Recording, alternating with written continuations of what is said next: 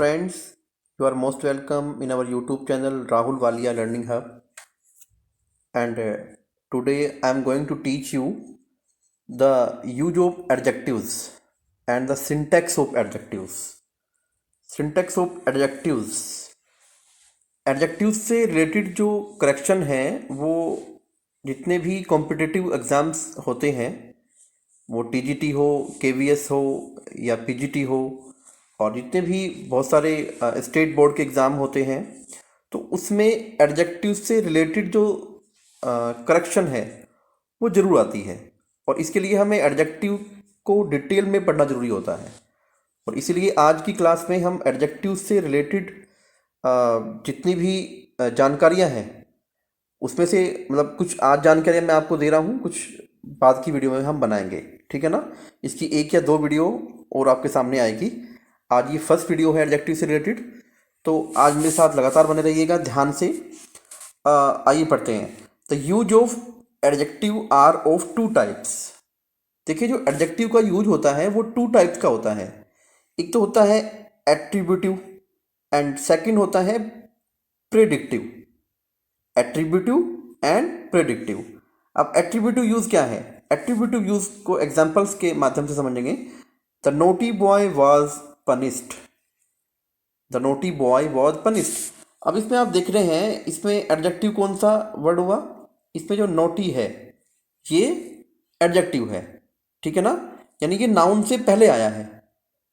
यहां से हमें क्या पता चलता है कि जो नाउन से पहले आया है नोटी। नेक्स्ट एग्जांपल में आते हैं। A long journey is troublesome, ठीक है ना। अ लॉन्ग जर्नी यानी जर्नी के बारे में बताया है, लॉन्ग है, लंबी, तो यहाँ पे लॉन्ग एडजेक्टिव है। थर्ड एग्जांपल देखते हैं। The foolish crow tried to sing. अब क्रो के बारे में बताया। क्रो क्या है? नाउन, और फुलिश यानी मूर्ख कौवा, बेवकूफ कौवा। तो फुलिश किसके बारे में बताया? क्रो के बारे में। क्रो क्या हुआ? नाउन हुआ। अब आपको तीनों एग्जांपल आपने यहाँ पे पढ़े हैं। तीनों एग्जांपल को पढ़ने से लगता है कि नाउन से पहले जो एडजेक्टिव आता है उसको हम एट्रीब्यूटिव एडजेक्टिव कहते हैं। वो एट्रीब्यूटिव एडजेक्टिव नहीं कहेंगे, उसका एट्रीब्यूटिव यूज हुआ है वो, ठीक है ना। अब प्रेडिक्टिव यूज क्या होता है? प्रेडिक्टिव यूज पढ़ेंगे। The boy is naughty. लड़का शैतान है। The way was long. रास्ता लंबा था। The crow was not clever. कौवा चतुर नहीं था। कौवा क्लेवर नहीं था। अब ऊपर भी देखिएगा आप, ऊपर भी बॉय के साथ, वे के साथ या और नीचे क्रो के साथ, तीनों एग्जांपल में ऐसे ही हुआ है। लेकिन ऊपर और नीचे में जो डिफरेंस है वो डिफरेंस देखिएगा कि यहाँ पे जो एडजेक्टिव आया है नीचे वाले में वो वर्ब के बाद आया है, यानी इज के बाद आया है। यहाँ पे वॉज के बाद लॉन्ग आया है, यहाँ पे वॉज के बाद क्लेवर आया है, ठीक है ना। आप देख रहे हैं यहाँ पे जो एडजेक्टिव आया है वो बाद में आया है वर्ब के। और जब भी वर्ब के बाद में एडजेक्टिव आता है, वर्ब के बाद में एडजेक्टिव आता है, तो this is called predictive use of adjective. Predictive use of adjective, ठीक है ना। तो आप यहां से इसको समझ सकते हैं, है ना। नेक्स्ट पढ़ते हैं। Than is not used after junior, senior, superior and inferior, but to is used. यहां पे इसने कहा है क्योंकि junior, senior, superior and inferior ये वर्ड ऐसे हैं जो देखने में हम ऐसे लगते हैं जैसे कि कंपैरेटिव डिग्री है, और कंपैरेटिव डिग्री के बाद हम देन को यूज करते हैं हमेशा, ठीक है ना। कंपैरेटिव डिग्री के बाद हम देन को यूज करते हैं, ऐसा रूल कहता है। तो अब यहाँ पे भी क्या करेंगे? जूनियर, सीनियर, सुपीरियर के बाद भी देन का यूज करना चाहिए। लेकिन मैं आपको बता देता हूं कि यहाँ पे जो junior, senior, superior and inferior है, they are not comparative degree of comparison. They are not comparative degree, बल्कि ये वर्ड ही ऐसे होते हैं। तो यहाँ पे ध्यान रखना है कि इनके बाद कभी देन नहीं आएगा, इनके बाद हमेशा टू आता है। हाँ, इनके बाद टू आता है। जैसे कि लाइक एग्जांपल दिए हैं, Sita is senior to you, यहाँ पे टू आया है। Javed is junior to me, यहाँ पे टू आया है। क्योंकि ये वर्ड देखने में डिग्री ऑफ कंपैरिजन लगते हैं, कंपैरेटिव डिग्री लगते हैं, लेकिन ये होते नहीं हैं। इनके बाद हम देन का यूज नहीं करेंगे बल्कि टू का यूज करेंगे। नेक्स्ट रूल पढ़ते हैं। Either and neither are used only for two persons और टू थिंग्स। एक नया रूल है, इसको याद रखेंगे, आगे हमारे काम आएगा। दोबारा फिर पढ़ देता हूँ एक बार। Either and neither are used only for two persons और टू थिंग्स। मतलब क्या होता है इसका, ईदर एंड नीदर का जो प्रयोग होता है वो सिर्फ दो व्यक्तियों या दो वस्तुओं के लिए होता है, ठीक है ना। नेक्स्ट आते हैं। When each, every, either and neither are used in the form of adjective then we use singular noun with them. इसने यहां पे कहा है कि जब हम each, every, either and neither को एक एडजेक्टिव के रूप में प्रयोग करेंगे तो हम उसके साथ में सिंगुलर नाउन का प्रयोग करते हैं। लाइक दैट ईच स्टूडेंट, देखिए यहाँ पे ईच आया है तो स्टूडेंट क्या है, सिंगुलर नाउन है। Each student has past. Neither book, book क्या है, सिंगुलर नाउन है। नीदर बुक इज यूजफुल, मतलब यहाँ पे हम ऐसे नहीं कर सकते ईच स्टूडेंट्स, तो वो रॉन्ग हो जाएगा। नीदर बुक्स, वो रॉन्ग हो जाएगा। यानी हम each, every, either and neither के बाद में हमेशा सिंगुलर नाउन का ही प्रयोग करते हैं। ये बात हमें हमेशा ध्यान रखनी है। इनके साथ में आप प्लूरल नाउन का प्रयोग नहीं करेंगे बिल्कुल भी। आगे पढ़ते हैं।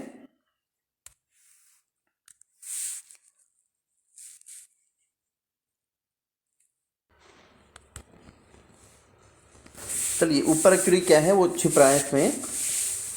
इसमें ऊपर मैं बता देता हूँ आपको, इसमें ऊपर लिखा हुआ है कि हमारे पास जो ओल्ड की फॉर्म होती है वो ओल्ड, ओल्डर एंड ओल्डेस्ट होती है, ठीक है ना। लेकिन हमारे पास तीन फॉर्म और भी होती हैं जिनको हम, ऊपर वाली जो फॉर्म होती हैं वो पर्सन्स एंड थिंग्स के लिए यूज करते हैं। लेकिन यहाँ पे क्या है, हम इसको we also have three more forms of old, क्या होती हैं वो, old, elder and eldest, and these are use for the members of a family. मतलब एक तो ओल्ड की जो फॉर्म होती हैं वो तीन होती हैं, ओल्ड, ओल्डर एंड ओल्डेस्ट। तो वो हम किसके लिए यूज करते हैं, वो पर्सन या थिंग्स की यूज करेंगे, ठीक है ना। लेकिन यहाँ पे जो एल्डर और एल्डेस्ट को हम यूज करेंगे वो मेंबर ऑफ फैमिली में कौन छोटा है कौन बड़ा है, ठीक है ना। तो एल्डर और एल्डेस्ट को वहां पे यूज करते हैं। एग्जाम्पल के माध्यम से समझते हैं। Ramesh is older than Ravi. Ramesh is older than Ravi, Ramesh Ravi से बड़ा है। Seema is my oldest daughter, Seema मेरी सबसे बड़ी बेटी है। SD college is the oldest institutions in Saharanpur, SD college Saharanpur का सबसे पुराना इंस्टीट्यूशन है, सबसे पुरानी संस्था है। नेक्स्ट एग्जांपल क्या कहता है, nearest shows distance, sorry near, next rule, nearest shows distance while next shows position.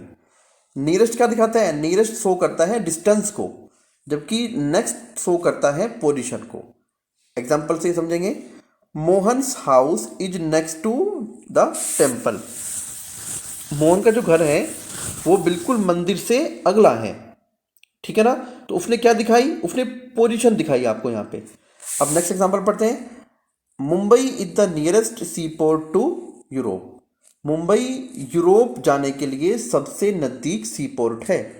तो इसने क्या दिखाया, इस नियरेस्ट ने आपको डिस्टेंस शो किया, तो दोनों में फर्क हो गया। यहाँ पे नेक्स्ट है और यहाँ पे नियरेस्ट है।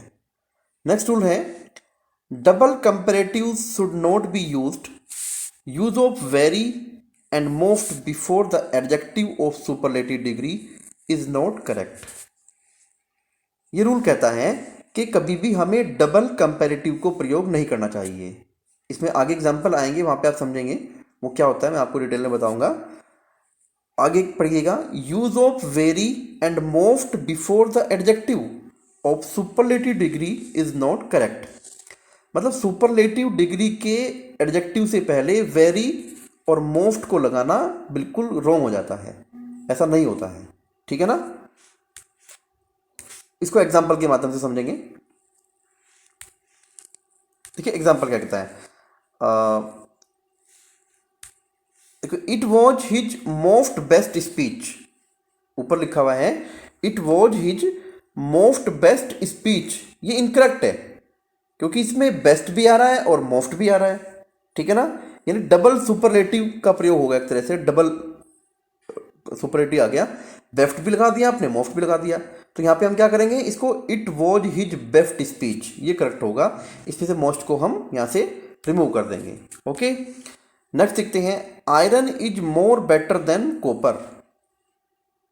अब यहाँ पे आप देख रहे हैं कि डबल कंपेरेटिव डिग्री का प्रयोग हुआ है, यहाँ पे बेटर भी आ रहा है और मोर भी आ रहा है। मोर हम तब लगाएंगे जब मोर हम वहाँ लगाते हैं जिसकी कंपेरेटिव डिग्री नहीं होती है, ठीक है ना। अगर यहाँ पे बेटर है, गुड की बेटर बना हुआ है, तो आप उससे पहले मोर नहीं लगाएंगे, यहाँ पे मोर नहीं आएगा।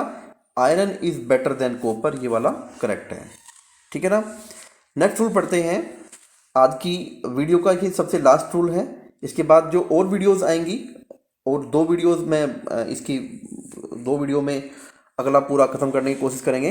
तो लास्ट रूल आज का पढ़ते हैं, some adjectives cheap, circular, complete, entire, extreme, external, full, ideal, round, square, unique and universal are not used in the form of degree of comparison. ये कुछ एडजेक्टिव ऐसे होते हैं हमारे, इनको हम कभी भी डिग्री ऑफ कंपैरिजन में यूज़ नहीं करते हैं। ये अपने आप में एक संपूर्ण वर्ड होते हैं, इनको डिग्री ऑफ कंपैरिजन में यूज़ करना रॉन्ग माना जाता है। इसके एग्जांपल्स आपके सामने मैं रखूँगा, लास्ट वीडियो में रखूँगा, वहाँ पे आप इनको समझ पाएंगे। तो आज की वीडियो में सिर्फ इतनी ही बात करेंगे हम, और अगली वीडियो में दोबारा एडजेक्टिव की दोबारा बात करते हैं। आपका आज की वीडियो से रिलेटेड कोई भी क्वेश्चन है तो आप मुझे कमेंट बॉक्स में डाल सकते हैं। आपकी कोई भी क्वेरीज है तो कमेंट बॉक्स में डालिएगा, मैं ज़रूर आपकी बात का आंसर दूंगा। I will do my best to resolve your queries. तो फिर मिलते हैं नेक्स्ट वीडियो में। जय हिंद, जय भारत।